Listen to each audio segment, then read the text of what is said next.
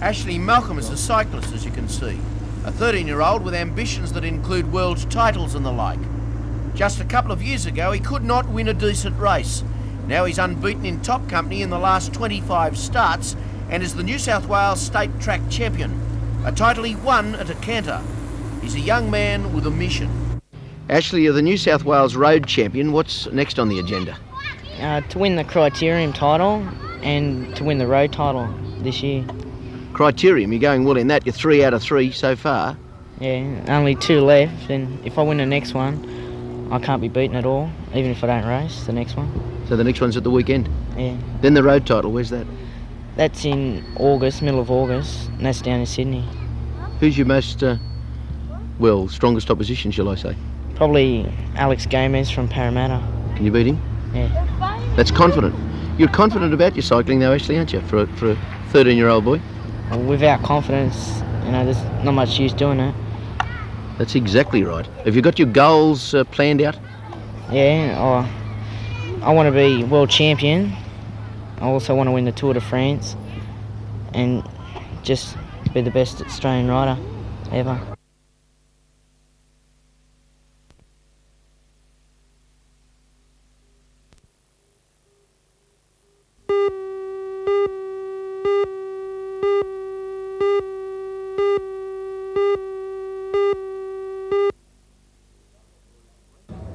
There is a great deal more to a cocktail than a few different spirits and a twist of lemon, as the so-called king of cocktails, Alex Beaumont, told the bar staff at the Newcastle Workers Club last night. It's a specialised art form.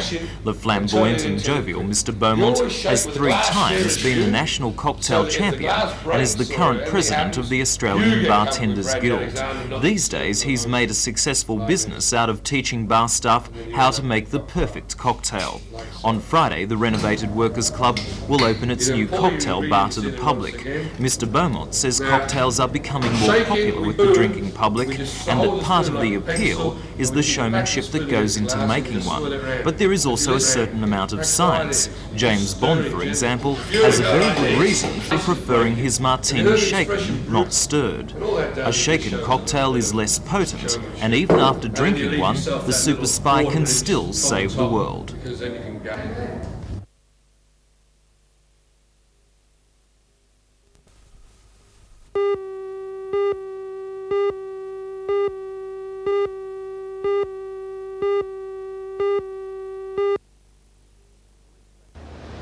Police say the man, aged in his early 20s, fell onto rocks and into the sea from a headland north of Susan Gilmore Beach at about midday.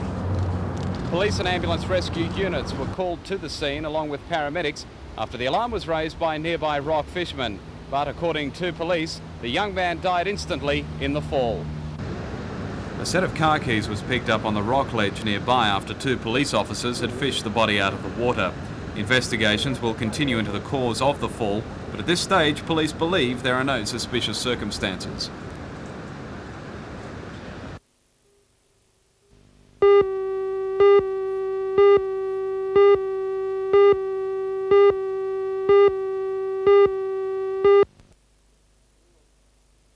Reorganising the place, Ray, right across the whole board to do things like this. Now, we've not done it before.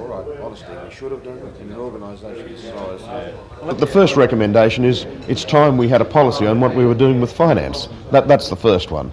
The second one basically looks at a number of areas that says, now let's dig right down in detail. We have a lot of information on computer file. We can compare ourselves to other councils. We can look at management of plant. We can look at expense of lines. We can say how much longer they should last. We can look at motor vehicles. We can look at on-cost. We can look at labour. In fact, it enables us to know what we get for our dollar and how to get it better. But your rationalisation plans have already brought you to the brink at least of industrial problems over the elimination of some jobs and the higher payment for other officers. I suppose that has to look bad on paper. The total effect is that we're now paying people commensurate with what we're expecting them to produce. In the case of the senior officers, they've got a lot more responsibility. They're going to have to perform a lot more duties. They're going to be responsible for getting us this information out. across the board, yes, we will save money in the long term by cutting down our costs. Of course, the union movement's saying that it's not right that you should pay some people $150, $160 a week more and yet eliminate some other jobs altogether. I think if you pay them for this sort of work, you want value for money. That's what we're going to get. That's what the reorganisation will bring us, and consequently we'll stay in business and control the prices to the consumers in Shortland.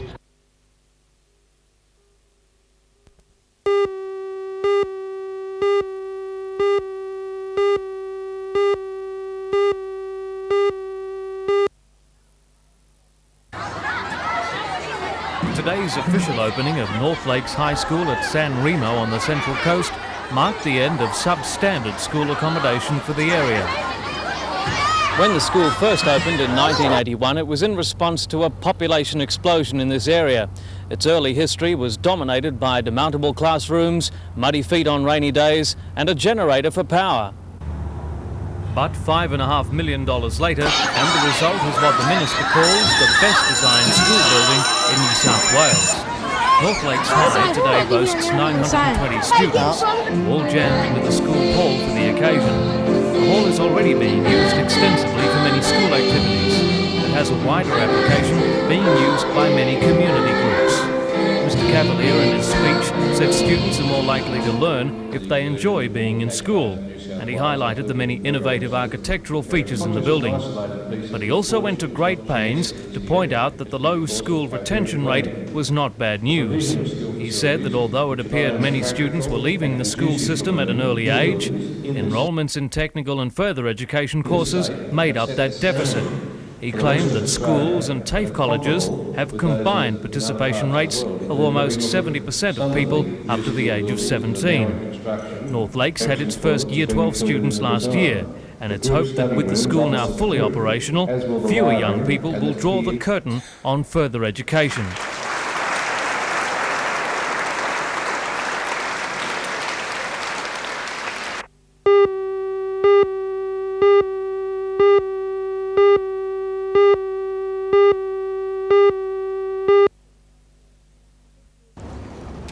The mystery of 45-year-old Peter Harvey's disappearance extends back 3 weeks. That was when he was last seen aboard the yacht he lived on in Sydney. On Tuesday of last week, Mr. Harvey's yacht was found floundering and abandoned in water off Pindima. A search of the surrounding foreshore gave no clues to his disappearance, and police believed he may have drowned. And then, yesterday, more than half a dozen Bundabar residents reported seeing a man answering Peter Harvey's description, dressed in only a t-shirt and carrying a water bottle in the area. The search was then intensified with police four-wheel drive vehicles, the Polly rescue helicopter and local trail bike riders being called in this morning. The surrounding bushland and fire trails were thoroughly checked. We're sure there is a person in the Bundabar area that we're looking for in that bushlands area, and we will be concentrating our search there this afternoon. It was then that the search was stepped up. At 2:15 this afternoon, searchers found fresh footprints and signs of an abandoned car being used as an overnight refuge. And then, finally, at 2:35, Mr. Harvey was spotted by the Polly chopper nearly 4 kilometres north of where he was first sighted this morning. Mr. Harvey has been located alive and well and is in the custody or the company of Figure 5. Wearing only the t-shirt he had survived the last few days in, Peter Harvey was brought into the base camp before being taken to the Mater Hospital for observation. He was obviously still dazed and disorientated by his experience. Peter, were you trying to find your way out, or did you want to stay in the bush? I was trying to find my way out. Oh. The only way out, so you had to go around North Arm Cove here. That's North Arm Cove, isn't it? Yes, that is. I had to go all the way around. Today with the helicopters, were you aware that people were looking for you? I wasn't aware anyone was looking for me. So you were relieved when you saw some people? A bit embarrassed. Embarrassed now? Still trying to work out how I lost my damn shorts.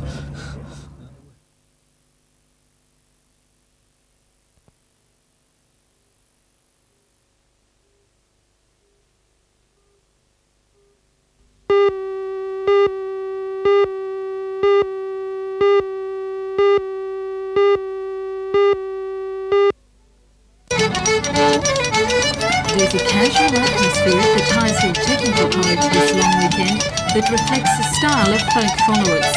Outdoors, relaxing under the trees, there's non-stop music to listen or kick your heels to.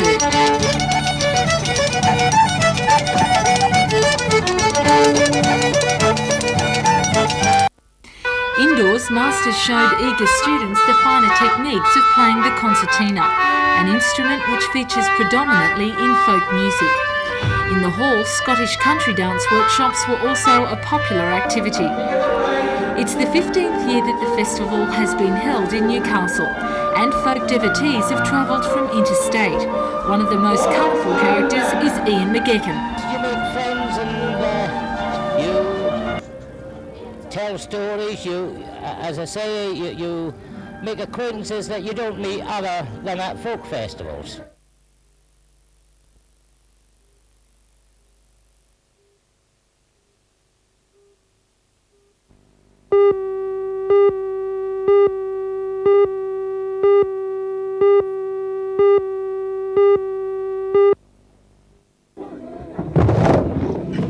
It's called a half-pipe, but most skateboarders would call it heaven. The area's first purpose-built skateboard track is the end result of 3 months' hard work by members of the newly formed Newcastle and Lake Macquarie Skateboard Association. They built their own private track because they say neither the council nor local businesses were interested in providing them with a large and safe venue. 10 of Australia's best skateboard riders came to ride the half-pipe over the weekend, including the country's number 3 ranked competitor John Gray from Blacktown and John Fidlay, also from Blacktown. Thanks to its size and sweeping curve, the track's been given the thumbs up. Since it's been finished, we've had just people out of curiosity have come around and just to find out what's going on, and there's more and more skaters here all the time. So that's why you had your visitors this weekend. Right. Well, and from what the impression and the skating that's been happening, they're all saying it's the best ramp in Australia, and it's really like a world standard ramp, and it's good for us. We're getting people in here, and people are becoming more involved. It's really going to make things happen, I think.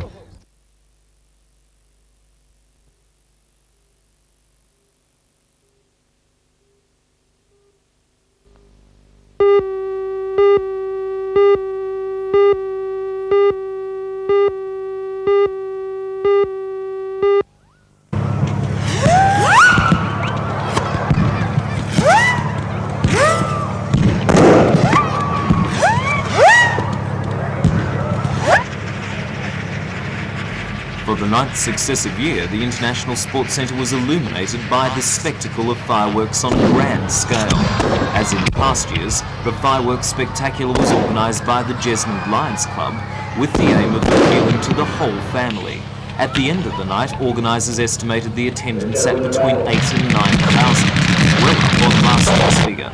The organisers believe the event will become more popular when the sale of fireworks over the shop counter is banned next year. No backyard cracker night could match this display, as $5,500 worth of fireworks went up in flames.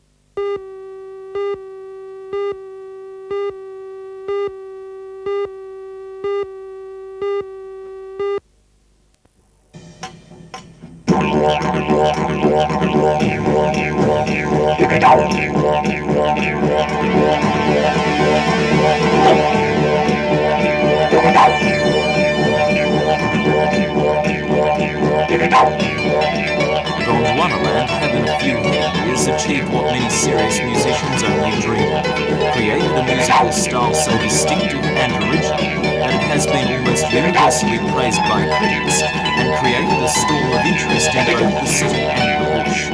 Charlie McMahon's didgeridoo is combined with the synthesizers of Peter Carolan and pushed along by the rhythms of Eddie Duke. The result is part modern and part ancient, but distinctly Australian. For Charlie McMahon, the music is the end result of years of living and working in Central Australia. He says it appeals to a cross-section of all music lovers.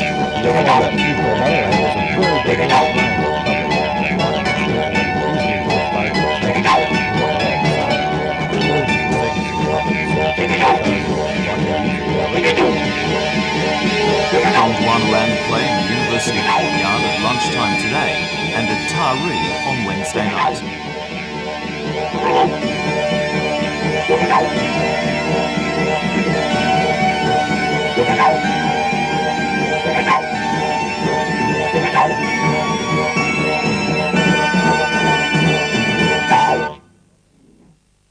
One land did a show.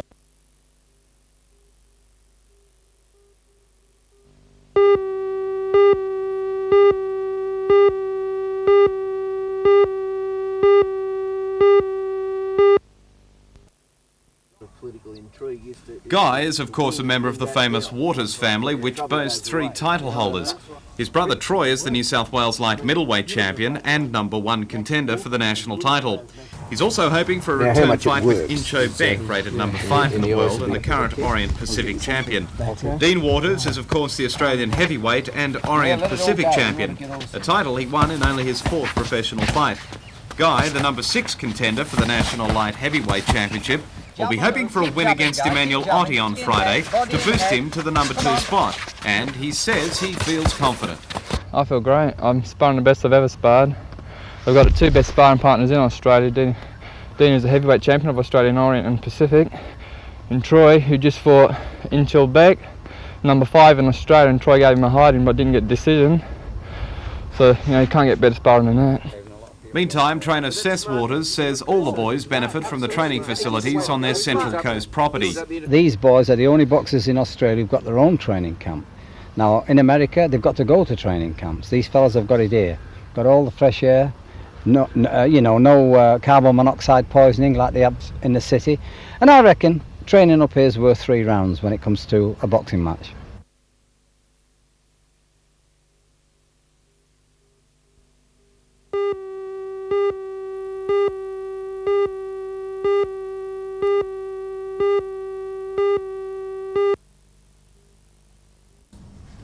The seminar at the Tighes Hill Technical College was organised by the Newcastle Small Business Group. It's the first of its kind in the region, allowing small business people to find the ins and outs of beginning and managing a profitable enterprise.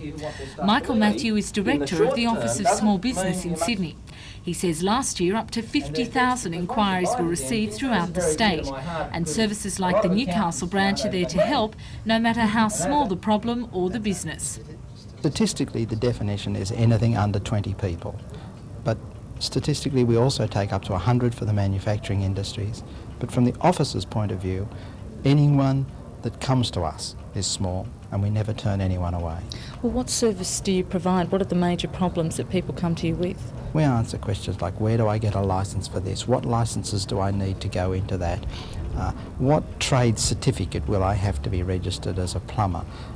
What do I have to do if I want to be a baker? What will we help arbitrate between someone and a retail shopping centre landlord that seems to be charging them too much money?